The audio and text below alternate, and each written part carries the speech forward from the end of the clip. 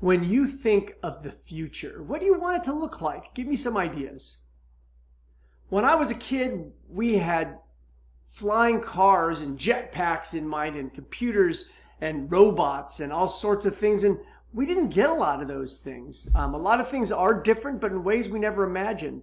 One of the things that we didn't have, which we thought we were going to have, was an energy revolution. A lot of the things that I envisioned, spaceships, space travel, take a lot of energy. And so this unit on energy is pretty important. And these are our essential questions. What are the consequences of our energy use? And then what choices can we make to help move our society toward a sustainable energy system? This is actually a really exciting portion of this course because there's a lot of exciting things going on that I hope we can talk about. And so in this video, watch this. We're going to cram a lot in here, all very important. We're going to talk about sources of energy of use, the history of energy use in our country, problems associated with our energy use, different kinds of energy transformations.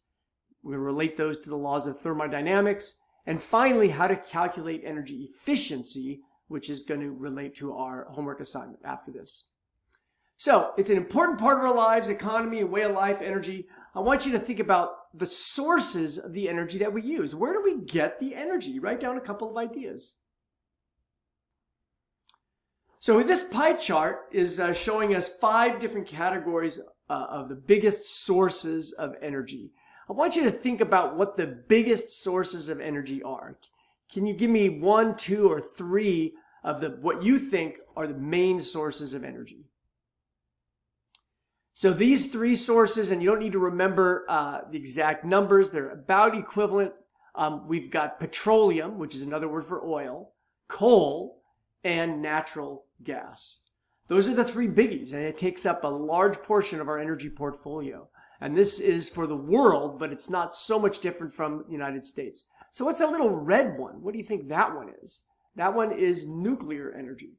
So we have that big part of the pie, and why do I have that green section separate? How do you think the label for that one is different? Why do I separate that one? What should we label that one? Give me an idea. That is what we're going to call renewable. 14% of our energy portfolio is renewable. That's great, but it might not be exactly what you think it is, okay? So if that's renewable, that means all these other portions, right? All of the natural gas, coal, and petroleum, those are non-renewable by definition. Those are our fossil fuels. Nuclear is up there by itself. You can consider that renewable or non-renewable depending on which kinds of nuclear energy we're talking about.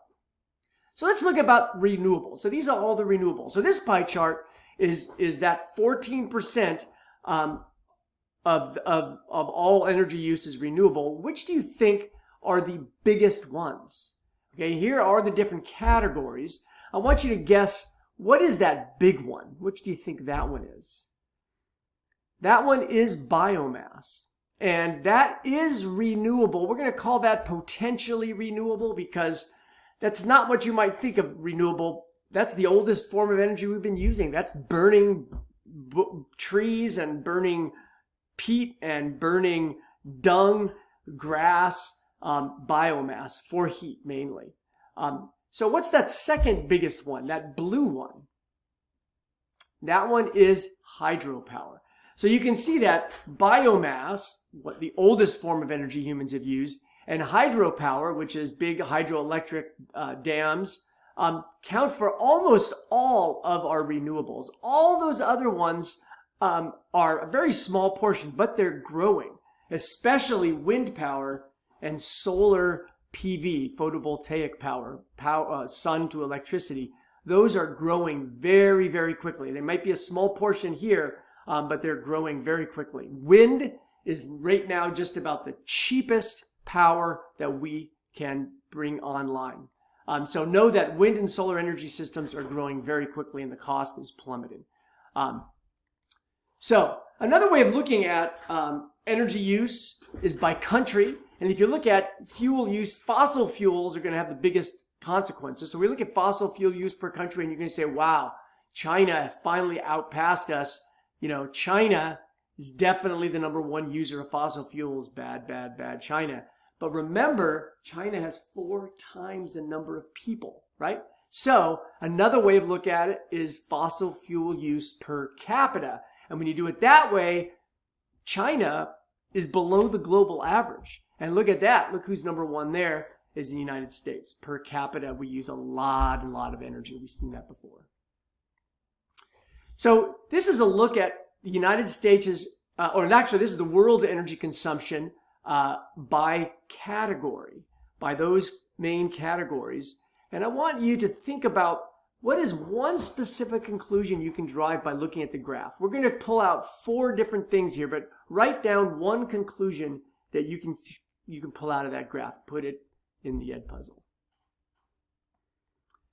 Okay, so I would record these 4 things that we're going to write down in your notebook. All right, so the first one is, if you look at the bottom there, biomass has been used for a very long time, right? That was the first fuel that was used, and it's still used, and it hasn't gone up so much because we're using all the other fuels. But before, the 1850s, pretty much the only fuel: whale oil, wood, dung, grass, trees.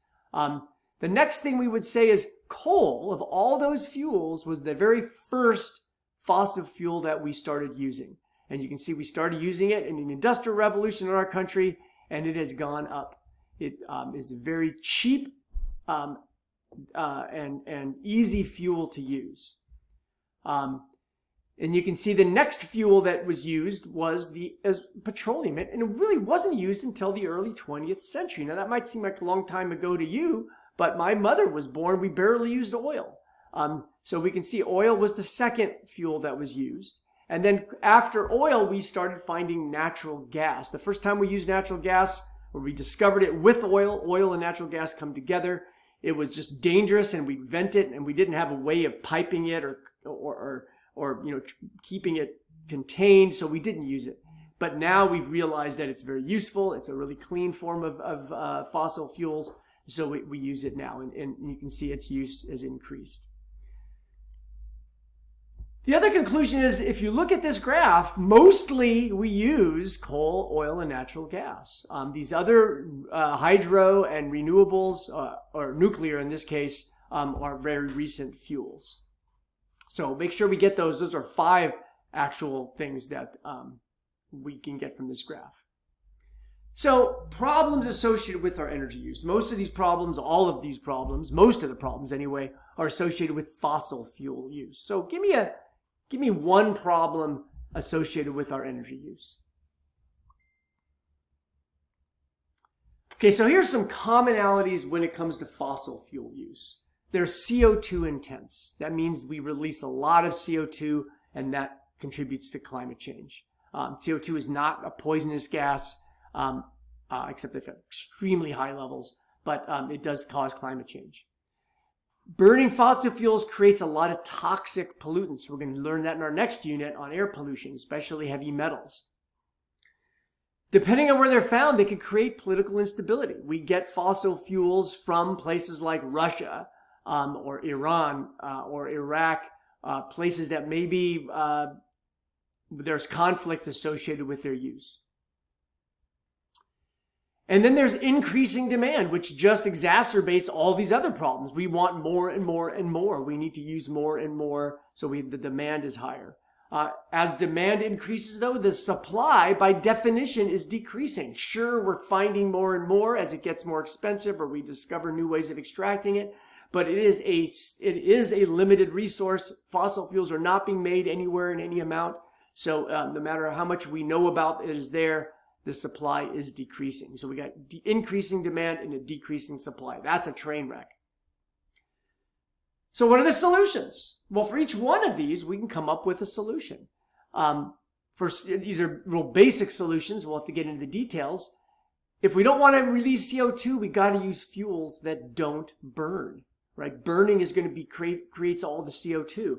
Burning is the way we always think about using fuels, but we got to get rid of all the burning. The burning is very inefficient, and we're going to learn about that. Again, if we don't burn things, we don't create those toxic pollutants. They get created at high temperatures, And so just stop burning them. If we want to decrease our political instability, we should use local sources. That's one of the reasons why we have actually increased our national the resources in fossil fuel use. We've been using a lot of our fossil fuels locally, so we don't have to get so much from overseas, but we still exacerbate all the problems with CO2 and toxic pollutants. If we want to decrease demand, we got to conserve and be more efficient. We're going to find out tonight how much energy we actually waste. So if we can be more efficient and not waste as much, we'll decrease that demand. And if we have a decreasing supply, we've got to use something else. Just use less or reuse renewable, because you can't run out of those things. So we're going to switch gears now into the 5 forms of energy. So we've got energy sources. That's one thing. Where do we get the energy? But these are different kinds of energy, different forms of energy. And there's 9 forms, but we're not going to talk about all of them, right? So we've got mechanical, chemical, radiant, heat, and electrical. Those are different forms of energy. I'm going to quickly go through some examples of each. So mechanical is the energy of motion, right? So we've got a moving wheel. That's mechanical. A falling brick. That's, if it hits you in the head, that causes damage. That's done by energy, right? Wind, that's mechanical energy. It's the movement of air. So anything that's moving has energy. It's also called kinetic energy. Chemical energy is energy in bonds. Chemical energy is then potential energy because it's not energy of motion, it's stored energy. So anything like this gasoline can, there's energy in the gasoline. You got to get out of the bonds. It's being stored in the bonds. You break the bonds and the energy comes out. So food has got a lot of energy in it. That's why we eat it. That's chemical energy. It's in an apple or anything that we eat.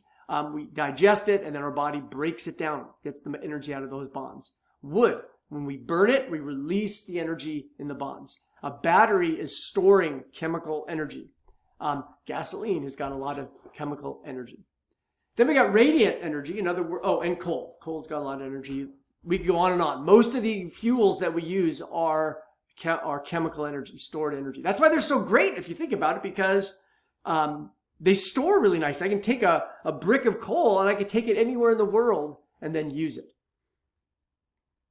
So radiant energy is just another way of saying light energy. That's electromagnetic radiation. There's energy in light. So the sun is a great example of light. Then there's heat. Heat energy is a kind of kinetic energy, but it's the random motion of molecules. So it's not nearly as useful as a falling brick. In a falling brick, all the brick is going in one direction. It's concentrated. Random motion, all the so-called Brownian motion, is just the random motion of molecules. But there's energy in there, and we can harvest that. So we got hot water or fire. There's a lot of random motion in there. And then the last one we're going to use is electrical motion. And that's actually another kind of kinetic energy. That's the kinetic energy of the motion of electrons. So as electrons are moving through a wire, that's kinetic. It's very, very powerful because all those electrons are going in one direction. So it's not random at all. So when we use energy, most of the time, not always, it changes form, goes from one form to another. And that's a lot of times we have machines that will do that for us. So that's where things get interesting, using energy, changing its form from one to the other. So let's think about these energy transformations. This is a wind generator, right? It takes wind, right, and makes electricity. So what's the energy transformation? Motion, or mechanical, to electrical. There's a transformation of energy there. A battery. A battery is chemical energy stored in the anions and cations in that battery. And then that's chemical energy, right? But when it comes out, it's electrical energy. Another example would be an electric fan, right? So an electric fan, think of it, it's the opposite of a wind generator, because there you got to plug it in. So we're starting with electrical, right? And we end up with mechanical or motion. So let's do 3 more of these. Think about rubbing your hands together. Tell me the energy transformation of rubbing your hands together. Where it goes from what kind of energy to what kind of energy? That would be motion, moving your hands, to heat, friction, right? So your hands get hot. What about a red hot branding iron? Think about that. So it's red hot and you can see it. What two kinds of energies are changing there? This is a hard one. Well, there it's glowing, but it's hot, right? So it's starting from heat, but since it's glowing, it's changing to light, right? And then this one here, combustion, a fire, what kind of energy transformation is going on there? You're starting with chemical energy in the wood, and you're turning it to heat. It's also turning to light. It's also turning to sound, because you can hear a fire. So there's a lot of things going on there. So these are energy transformations. So let's think about this. This is a little drawing I made quite a few years ago. And we start here with a motor.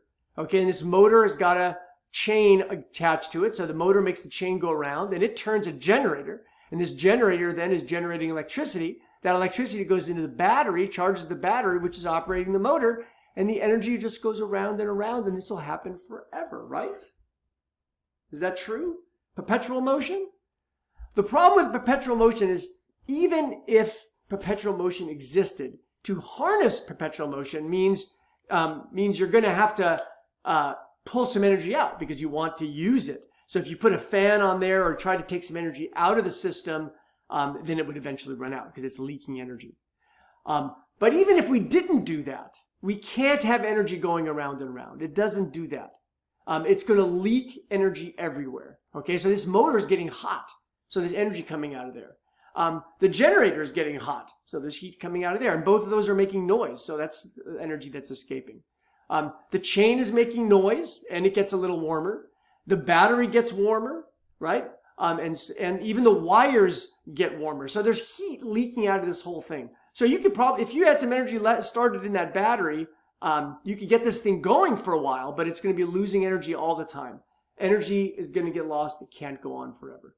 And the key to this, well, no, here's another example. This is just a little stupid picture I put together. Here is a fan, and I want to plug it into a wind generator. So the wind generator just blows air, the fan blows air onto the wind generator, which then generates electricity and then keeps it going and going. And you can see that this ain't going to work, right? There's air that's going, that's not hitting the fan. Everything's heating up. It's not going to work. And there's no battery here, so that'll work for exactly a half a second. The reason why these don't work, we already know these laws of energy, all right? First of all, the idea that we can change energy from form to form, that's the first law of dynamics, first law of thermodynamics. Energy cannot be created or destroyed, right? But you can change the form. So it changes form in each one of those situations. Even when we lose energy, it's changing in form to heat. But the energy is all still there. All the energy is conserved. But the second law says that when energy changes form, its usefulness always decreases, right? Systems move from order to disorder. We call that entropy or randomness or chaos. But what that means is that whenever there's an energy transformation, not all the energy makes it all the way through to the other side. Some is going to be lost, doesn't disappear. It gets lost generally as heat. So we need to learn how to calculate energy efficiency. You just got a couple more minutes. So the way we calculate energy efficiency is we take the useful energy out and we divide it by the energy we put in. So let's think about that. That's energy efficiency. So how much did we get out versus how much did we put in? For example, let's calculate the energy efficiency of a car. All right. So what do we want a car to do? Right? We got the energy of the moving car. We want the car to move. That's all we want it to do. We don't want it to get hot. We just want it to move. And so what do we put in the car? We put in gasoline. So if we knew the energy in the gasoline and we knew the energy in the moving car, then we could calculate the efficiency, right? This number is always going to be less than 100%. We know that. Why? Why is this number always going to be less than 100%? And I hope you said the law of thermodynamics, the second law of thermodynamics. So some energy is not going to make all the way through the transformation that we want it to, right? We're actually going to do this calculation. You're going to see the energy efficiency of a car. Okay. What about, so that's simple. Energy in versus energy out. We just do the calculation. So, I would write that down. Useful energy out divided by energy input. But what about a system? Because systems are more complicated. They got lots of steps, right? So we're going to have two-step systems, step A and step B. Each one of these is an energy transformation, okay? Let's say step A is 50% efficient. Step B is 20% efficient. That means that when energy goes into step A, only 50% of the energy comes out in the form that you want. The rest goes someplace else. All right, so let's just, for sake, and I would go ahead and write this example in your notes if you think it's necessary. We got energy going all the way through, but let's put some numbers in here so we can see we're going to develop a rule. Joules is the form of the unit for energy. So we're going to put 400 joules into step A, which means how much comes out? That's half, right? So half of 400 would be 200 joules left. As you said, it was 50% efficient.